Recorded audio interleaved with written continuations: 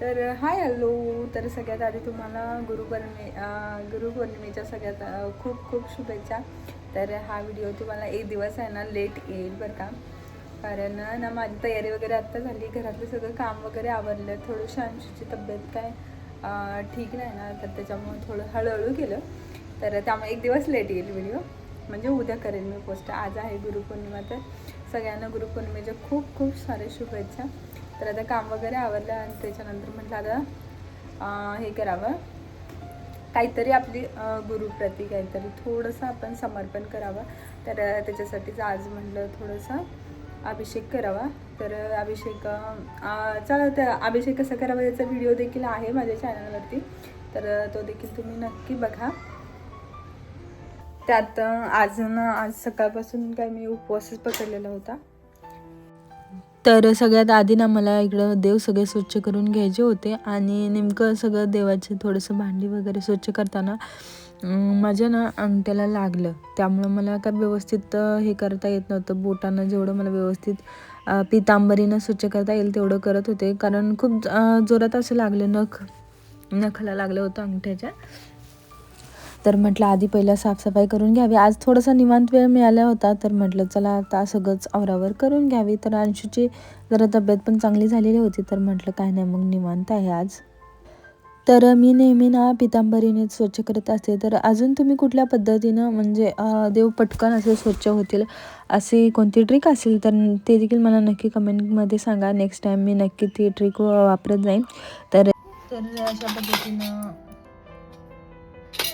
काय माझ्या बोटाला लागलं, त्यामुळे जास्त काही एवढं हे करता आलं नाही. जेवढं मला स्वच्छ करता आलं पितांबरीने तेवढं स्वच्छ करून घेतलं मी. म्हणजे सकाळी सगळे आधी धुवून घेतलेले आहेत सगळे.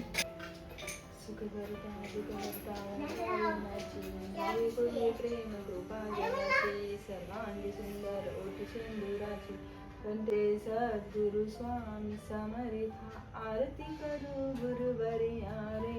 अगाध महिमा तव चरणांचा वर्णाया.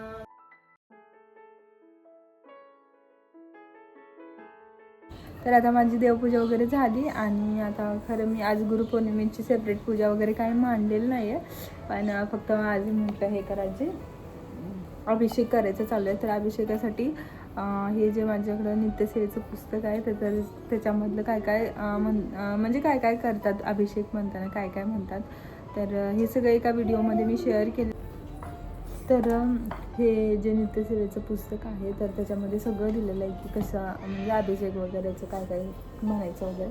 तर याच्यातलं पहिलं जे अभिषेक करताना श्री स्वामी स्तवन, तर ते पहिल्यांदा म्हणायचं. त्याच्यानंतर गणपती अथर्वशीर्ष झाला की शेवटी गणपती अथर्वशीर्ष झाल्यानंतर पुरुषसूक्त आहे ते 16 वेळा म्हणतात, आणि श्रीसूक्त आहे ते 1 वेळा, आणि त्याच्यानंतर आहे ते 21 श्लोकी हनुमान सूक्त, आणि शेवटी मग रामरक्षा वगैरे झालं की मग अशी त्याच्यामध्ये पुढं दिलेलं आहे पुस्तकामध्ये काय फलश्रुती वगैरे काय असतं ते सगळं म्हणून.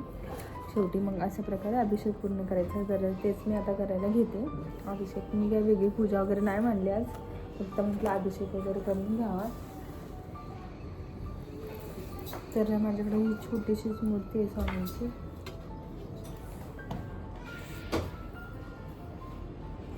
तर ही तर अभिषेक आहे ना, तर वेगवेगळ्या म्हणजे पाण्यानं किंवा तुम्ही साखर, दही, तूप, दूध अशा वेगवेगळ्या प्रकारे करू शकता. तर यावेळेला मी फक्त असा पाण्याचं करणार होता, जेणेकरून जर तुम्ही फक्त पाण्याचं केला तर ते पाणी तुम्ही असं म्हणजे एका बॉटलमध्ये वगैरे असं ठेवू शकता, आणि त्याच्यानंतर तुम्हाला कधी तीर्थ म्हणून ते तुम्ही दररोज घेतलं तरी चालेल. तर त्यासाठीच मी आहे ना फक्त पाण्याचा अभिषेक करत आहे इथं. तर हे दूध, दही वगैरे सगळं मिक्स केलं असतं तर ते जास्त दिवस राहणार नाही, तर त्यामुळे मी फक्त इथं पाण्याचा अभिषेक करायला सुरुवात केली.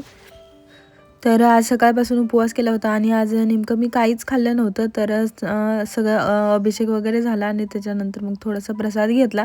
तर खरंच म्हणजे जे की मला काहीच न खाता जमत नाही, तर त्या दिवशी मात्र आहे ना कसं काय माहिती, पण म्हणतात स्वामी बळ पाठीशी असतंच, तर त्यामुळे हे शक्य झालं. तर आज आहे ना म्हटलं गुरुवारला संध्याकाळी काहीतरी थालीपीठ म्हणजे धपाटी बनवावी. तर आपल्याकडं जर भाजणीचं पीठ नसेल तर थालीपीठ कशी धपाटी कशी बनवायची ते बघूयात. तर सगळ्यात आधी ना मी त्याच्यासाठी काय घेतलं आहे तर त्याचे सगळे आधी ना वाटण करून घ्यायचं आपल्याला. तर हे ना लसूण, मिरची आणि कोथिंबीर एवढे घेतलं आहे. तर हे सगळं पहिला बारीक करून घ्यायचं. लसूण जास्त घेतलं आहे, कोथिंबीर आणि मिरच्या थोडा कमी घेतल्या आहे कारण आम्हाला थोडंसं कमी तिखट लागतं. मी 1 वाटी बेसनचं पीठ घेतलं आहे, अर्धी वाटी ज्वारीचं पीठ आणि 2 वाटी आहे ते गव्हाचं पीठ, एवढं पीठ घेतलेलं आहे. तुमच्याकडे जर भाजणीचं पीठ नसेल ना तर तुम्ही या पद्धतीने घेऊ शकता. तर आता हे सगळं मी चाळून घेते पहिला.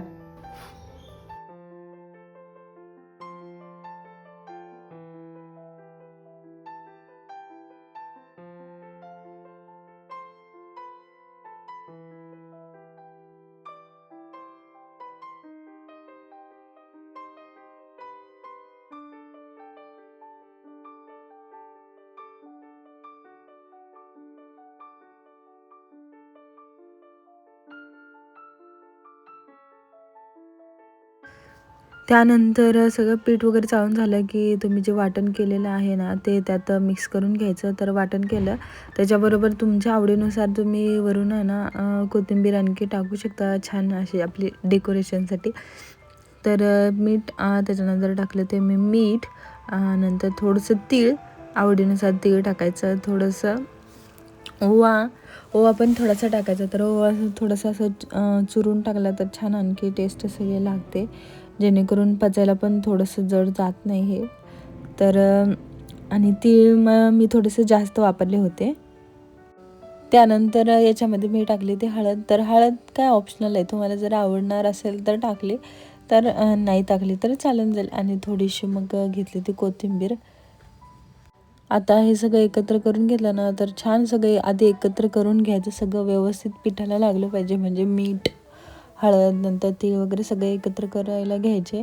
आणि जे काही तुम्ही वाटण केलेलं ना त्याचं पाणी थोडंसं घेतलं तरी चालेल. तर मी ते पाणी वापरून घेते कारण त्याच्यात थोडंसं काय आपलं राहिलेलं असतंय ना म्हणजे वाटण, ते पण त्यातमध्ये येऊन जातं. तर पीठ असं छान पद्धतीनं मळून घ्यायचं. पीठ छान मळलं ना की मग असे आपले धपाटे पण खरंच खूप छान होतात आणि टेस्टला पण मस्त लागतात बरं का. तुमच्याकडे जर भाजणीचं पीठ नसेल तर या पद्धतीनं तुम्ही नक्की ट्राय करून बघा. झटपट होतात आणि असं म्हणजे चव देणारं आहेत. तर याच्यात लसूण आहे ना मी जास्त बारीक करत नाही, असा मध्ये मध्ये राहिला ना तर तो खायला पण छान वाटतो.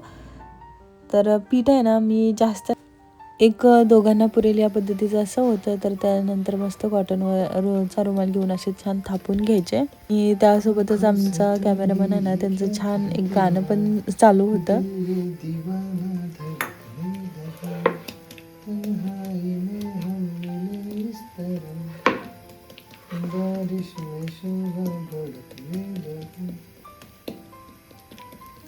तर हे असं आहे ना म्हणजे त्यांनी मला खूप मदत करतात बरं का. तर असं शूट चालू असताना मध्येच एंटरटेन पण माझं चालू असतं. तर अशा पद्धतीने मस्त थापून घेतला आणि तवा थोडासा आधी गरम करायचा, थोडंसं तेल लावून घ्यायचं खाली, नाहीतर चिकटून जातं त्याच्यावरती. तर मी तेल वगैरे लावलं आणि मस्त असं टाकून घ्यायचा आणि सगळीकडे थोडंसं वरतून पाणी लावायचं. पाणी लावलं की तो खाली एकदम चिकटून जातो आणि मग रुमाल सहज काढून घ्यायचा आणि त्याच्यावरती कडेला थोडं तेल आणखी सोडायचं आणि हे झाकून द्यायचं मस्त असं.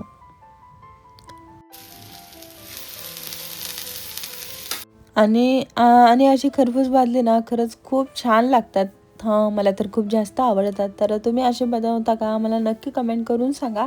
आणि हा पहिला एक झाला तो थोडासा एका साईडला जाड झाला होता आणि त्याच्यानंतर मग दुसरा आहे तर त्याच्यापेक्षा थोडासा मोठा बनवला. मग मी जास्त काय मोठे बनवत नाही बरं का, माझे छोटे छोटे बनवते. तर छोटे छोटे बनवले तर खायला पण छान लागतं आणि संपून जातात आपले पटकन. असे 1-2 पहिले बनवले आणि बाकी अजून सगळे बनवायचे बाकी आहेत. तर तुम्ही देखील असेच एन्जॉय करा. भेटूया नवीन व्हिडिओमध्ये.